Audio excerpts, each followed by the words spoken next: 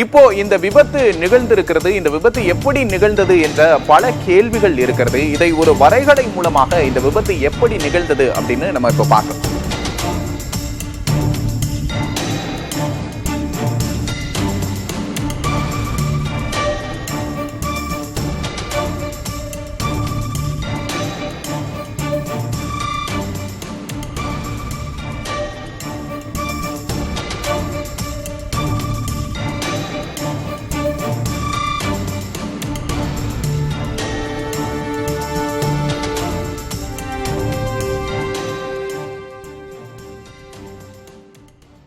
தற்போது இந்த விபத்து எப்படி நிகழ்ந்தது என்பதை கிராபிக்ஸ் காட்சிகள் மூலமாக நாம் பார்த்து கொண்டிருக்கிறோம். அங்கிருந்து ரயில் வருகிறது. மற்றொரு பக்கம் இந்த ரயில்வே கேட் என்பது இருபுறமும் திறந்திருப்பதை நம்மால் பார்க்க முடிகிறது. இந்த நிலையில் இந்த ரயில்வே கேட்டை கடந்து விடலாம் என்று வேகமாக வரும் பேருந்தின் மீது, பள்ளி பேருந்தின் மீது அந்த ரயில் மோதி அந்த பள்ளி பேருந்து தூக்கி வீசப்படும் காட்சிகளை பார்க்கிறோம். பொதுவாக ரயில் என்பது வேகத்தை குறைக்க முடியுமே தவிர உடனடியாக வேகத்தை நிறுத்த முடியாது. ரயிலை சடன் பிரேக் போட்டு நிறுத்த முடியாது என்பது ரயில்வே துறையினர் கூறும் தகவலாக இருக்கிறது. பல கிலோமீட்டர் வேகத்தில் வந்து கொண்டிருக்கும் ரயில் என்பது அதை பார்த்து வழியில் ஏதாவது பிரச்சனை இருந்தால் ரயிலை வேகத்தை குறைக்க முடியுமே தவிர உடனடியாக ரயிலை நிறுத்த முடியாது.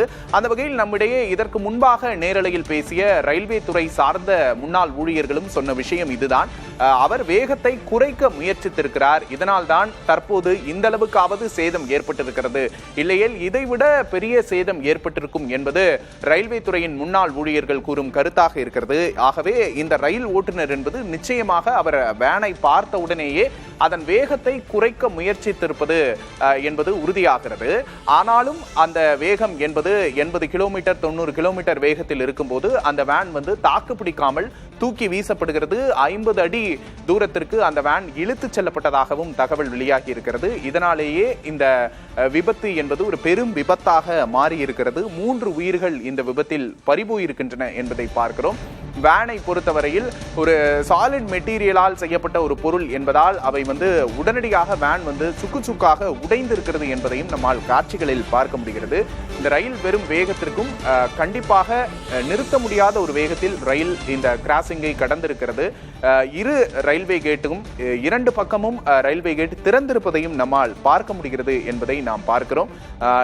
இதன் தொடர்ந்து கேட் கீப்பர் மீது புகார்கள் முன்வைக்கப்படுகின்றன. ஒருபுறம் ரயில்வே கொடுக்கிற விளக்கத்தில் கேட் கீப்பரை நிர்பந்தத்தின் பேரில் கேட்டை திறக்க வைத்தார்கள் என்ற ஒரு விளக்கத்தையும் ரயில்வே துறை கொடுத்திருக்கிறது. எது எப்படியோ ரயில்வே துறை அப்படிங்கிறது மெத்தனமாக செயல்பட்டிருக்கிறது அப்படிங்கிறது பொதுமக்களோட ஒரு குற்றச்சாட்டாக இருக்கிறது. ரயில் மோதியதில் 50 மீட்டர் தூரத்திற்கு இந்த வேன் இழுத்து செல்லப்பட்டதாக தகவல் வெளியாகி இருக்கிறது.